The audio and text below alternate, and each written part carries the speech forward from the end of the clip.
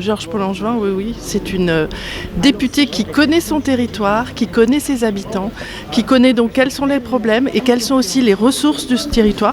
Et je pense que cette connaissance intime des gens, c'est absolument irremplaçable, surtout comme elle, on a des valeurs et qu'on applique ces valeurs. Associative de l'arrondissement, on est avec elle parce que tout simplement elle est très très proche de la jeunesse et habituellement sans faire de pub, elle est simplement là, elle et puis son équipe. En tant que députée, même quand elle a été ministre, elle était toujours proche de cette jeunesse des quartiers populaires en fait du quartier du 20e, et pour ce fait, il est on trouve nécessaire et voire important, pour éviter de dire fondamental, de toujours être à ses côtés et puis de la soutenir. C'est une femme qui a toujours défendu les valeurs des droits de l'homme, qui sont complètement chères à mon cœur et qui, à mon avis, sont particulièrement nécessaires pour que nous vivions bien ensemble dans le 20e. C'est une femme de terrain, elle est agréable et puis elle a des valeurs fidèles, elle est fidèle à ses valeurs. On la voit tous les week-ends sur les marchés, elle se déplace dans le quartier, dans l'arrondissement, du coup on la croise même quand on s'y attend pas, et du coup c'est un plaisir de militer et faire plus que du militantisme avec elle aussi. Et donc mes chers amis, ce 18 juin, dites à tous vos amis de prendre le bulletin Georges Paul-Langevin, de le mettre dans l'enveloppe et de le mettre dans l'urne, parce que c'est l'avenir de nos gamins qui se joue là. Le 18 juin.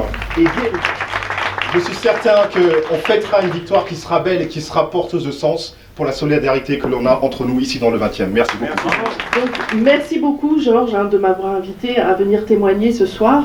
Je pense que quand on regarde cette salle, on se rend compte qu'une de tes principales qualités, et une qualité fondamentale par les temps qui courent, c'est de savoir nous rassembler.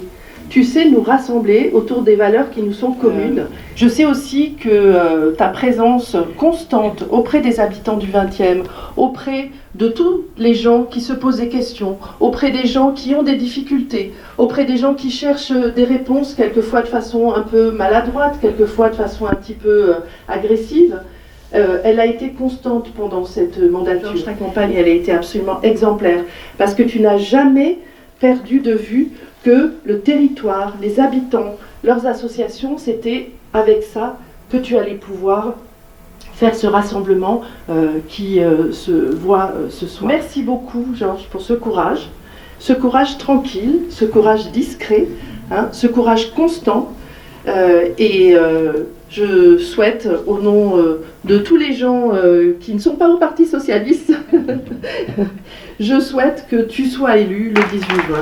Voilà. Georges a toujours soutenu les textes de loi qui défendaient les droits des femmes, que ce soit le libre accès à la contraception ou à l'avortement, contre les violences faites aux femmes et contre le système de la prostitution. Et je n'imagine pas Georges ne pas être ferme sur ce point-là. Voilà Georges, ce soir mon message. Je compte sur toi pour faire en sorte que les lois de notre République laïque continuent à être supérieures aux lois politico-religieuses et pour qu'elles s'appliquent à tous les individus. Je compte sur toi pour continuer au Parlement à soutenir les lois qui renforcent l'égalité entre les femmes et les hommes, car c'est une question de démocratie, de liberté, d'égalité et de fraternité. C'est pourquoi ce soir, je t'apporte tout mon soutien de militante féministe et laïque. On est ravis de voir cette salle qui est remplie ce soir. Nous, c'est par notre mobilisation, c'est par notre présence sur le terrain, encore demain, le dernier jour de la campagne, par votre action à vous, auprès de vos proches, auprès de votre famille, auprès de votre voisin, qu'on garantira la victoire de Georges dimanche soir. C'est un enjeu fondamental et je vous remercie et je sais que je peux compter et que nous pourrons compter tous sur vous pour aller au bout de la victoire.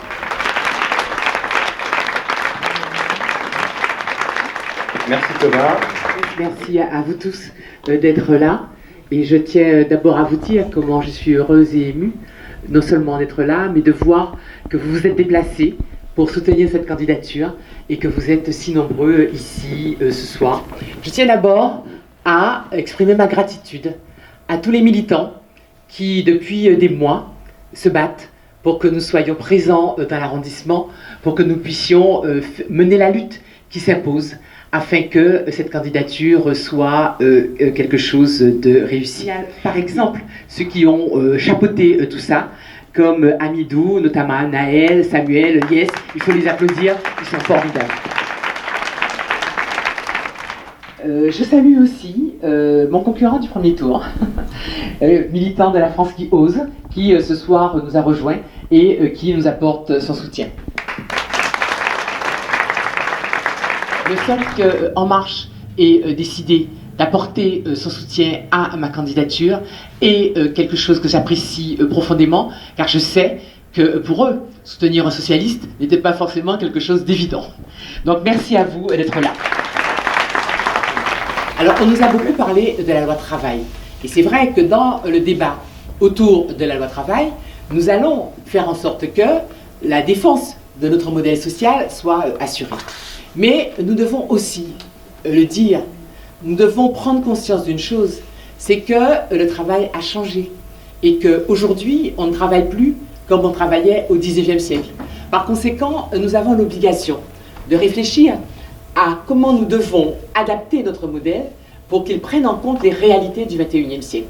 Ce n'est pas une réflexion facile, mais je pense qu'à un moment où nous avons dans notre pays tant de gens qui ne rentrent jamais en emploi, notamment tous les jeunes dans nos quartiers, on voit bien les difficultés qu'ils ont à trouver un emploi.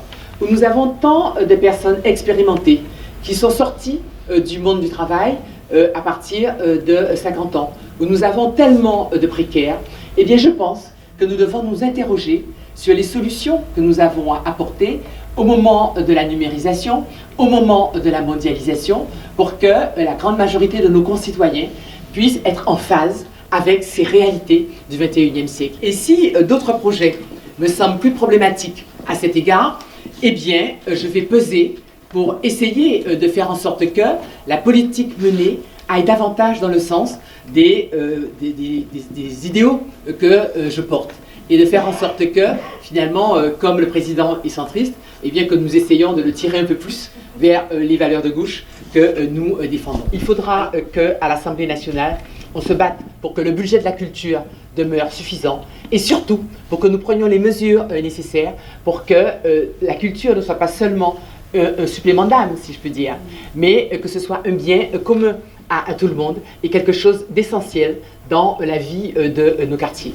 Et à faire en sorte que tous ceux qui exercent ces métiers artistiques sentent la passion, sentent que la passion qu'ils y amènent est respectée par nous et est encouragée par nous. Nous sommes un arrondissement jeune, nous sommes un arrondissement où il y a beaucoup de jeunes en difficulté et par conséquent, il faut qu'on ait les moyens de répondre, les moyens en termes de force de police, les moyens en termes d'association, les moyens en termes de clubs de prévention.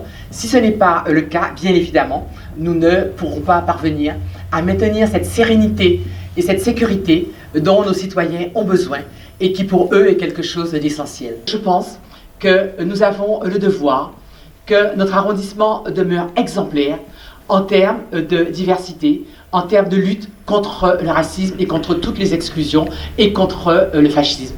Je crois que s'il y a dans ceux qui se présentent à vos suffrages des personnes qui sont douteuses ou qui n'ont pas chevillé au corps la volonté de lutter contre l'antisémitisme, contre le racisme, contre le révisionnisme, je dis que ces gens-là n'ont pas leur place dans le XXe, qui est une terre de résistants, qui est une terre d'antiracistes, et que par conséquent, il faut leur barrer la route.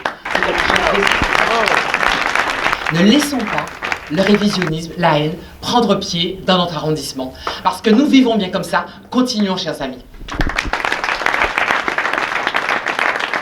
Donc nous avons l'espoir de l'emporter dimanche. Aidez-nous, battons-nous, et j'espère qu'ensemble, nous y arriverons.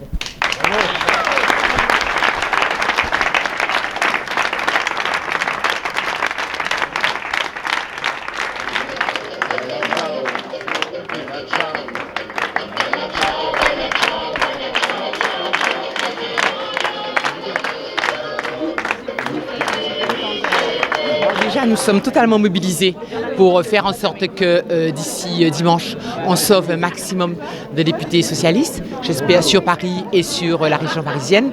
Ensuite, c'est vrai, il faudra qu'on se reparle pour voir comment faire pour un petit peu recoller les morceaux. Moi qui ai passé tant d'années à bâtir ce parti, à essayer de faire en sorte qu'il ait des succès, je suis triste de voir que trop souvent on se divise et que les égos l'emportent sur l'intérêt général.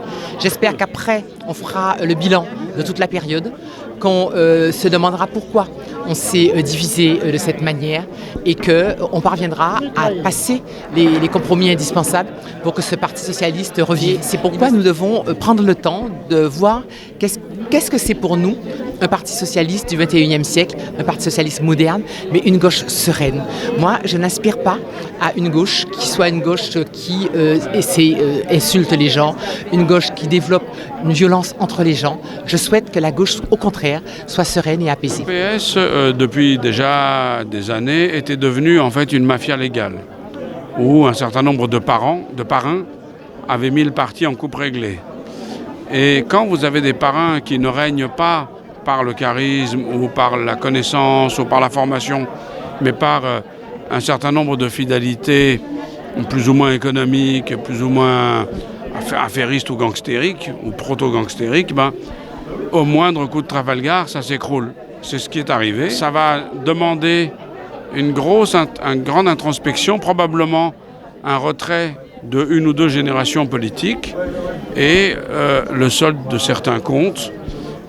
Donc une remise complètement en question des fondamentaux du Parti socialiste. Le Parti socialiste n'est pas mort au sens où on aura toujours besoin d'une gauche jaurétienne, je dirais, progressiste, d'une gauche qui ne soit pas révolutionnaire. Je suis optimiste, moi, parce que je pense que, d'abord, il faut quand même être honnête, la social-démocratie a atteint ses objectifs.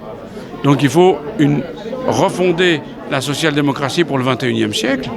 Et je pense que nous y parviendrons. Je ne sais pas ce que va être le PS après, mais en tout cas, c'était bien que Georges soit là, soit encore sur le terrain. Et en fait, si Georges est sorti en tête dans le 20e, c'est parce qu'elle a toujours été sur le terrain. Donc forcément, même avec pléthore de candidatures, la population a voté pour elle. Pour l'instant, c'est la Bérésina. Donc on essaie d'organiser déjà la déroute pour que les forces soient préservées. Maintenant, est-ce qu'il y aura la transformation que l'on attend tous ?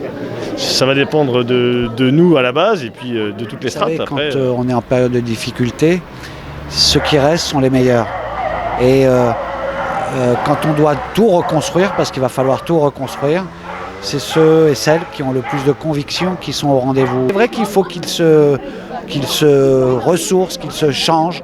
Et le PS doit absolument complètement se refonder dans quelque chose de plus vaste. Ça c'est sûr, on a tout à reconstruire. Mais nos idées, elles ne sont pas mortes.